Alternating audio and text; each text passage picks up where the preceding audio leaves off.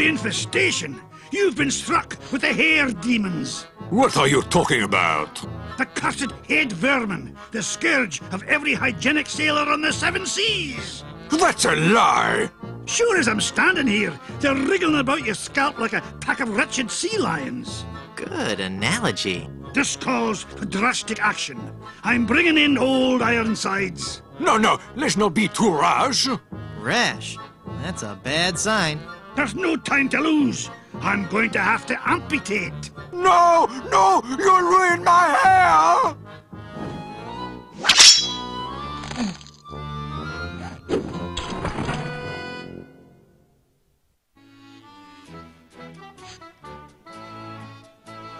Ahoy there! I'm Guybrush Threepwood, here to serve all your mighty pirate needs.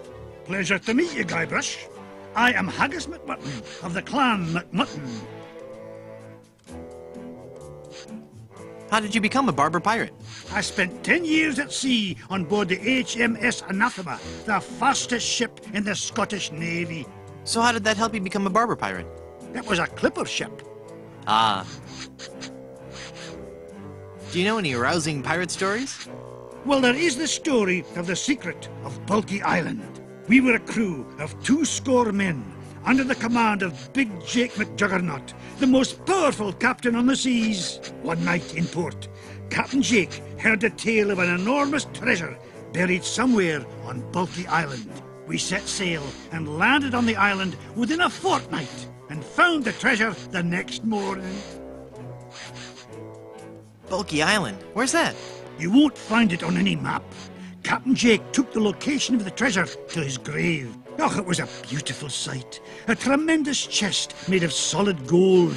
Big Jake leapt into the hole and wrapped his sinewy arms around the chest. He gathered his resolve, counted to 3, filled his lungs and lifted with all his might. The sound of his back cracking brought a grimace to even the most steel-hearted crewman. By nightfall, the lot of us were lying on the beach, writhing in pain. Why didn't you work in pairs or groups of 3 or 4? That would have been the weak man's way out. The pirate Angus McFulcrum had followed us to Bulky Island, wanting the treasure for himself. The weakling used a lever and took the chest, laughing at us as he carried it to his ship. And my proud Captain McJuggernaut died in traction, cursing himself for not being strong enough.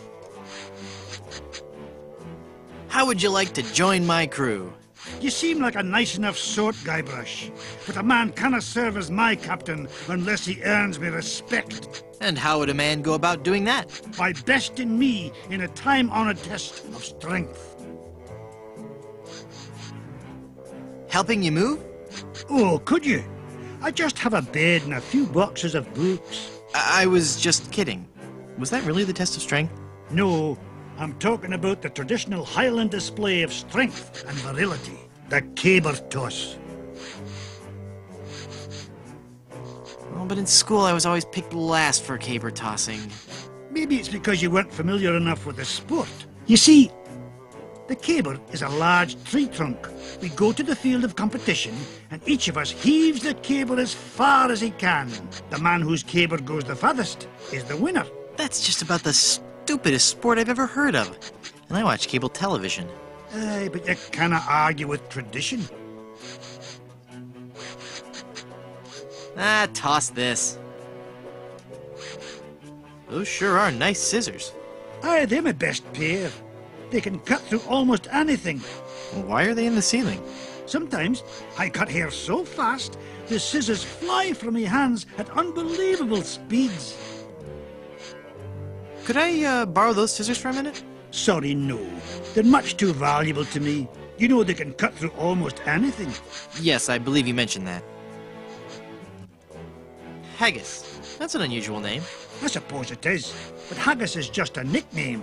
The given name is heart, liver and kidneys boiled in the stomach of the animal McMutton. Oh, so your parents were expecting a girl. Aye. I sure could use a haircut. Have a seat, laddie, and I'll do you up with a fine coif.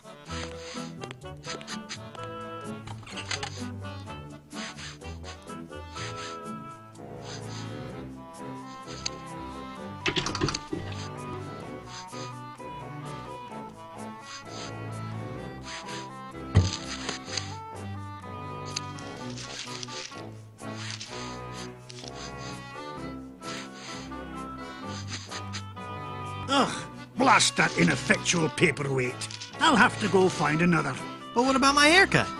Keep your skirt on, lad.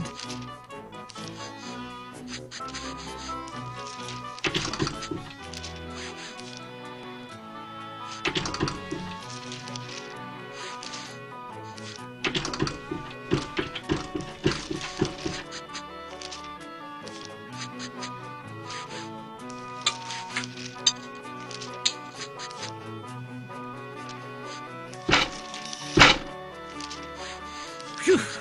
Well, I searched the whole island, and I couldn't have found a single rock for a paperweight.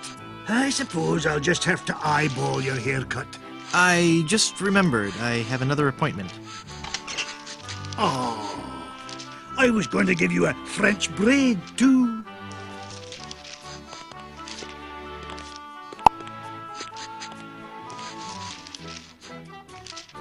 You know, I really appreciate you taking the time to talk to me. I think we've bonded.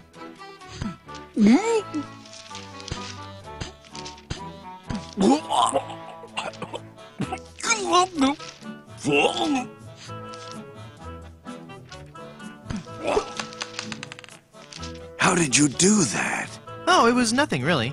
Just sudden pressure applied below the sternum to expel a foreign object from the windpipe. That's amazing. I owe you my life.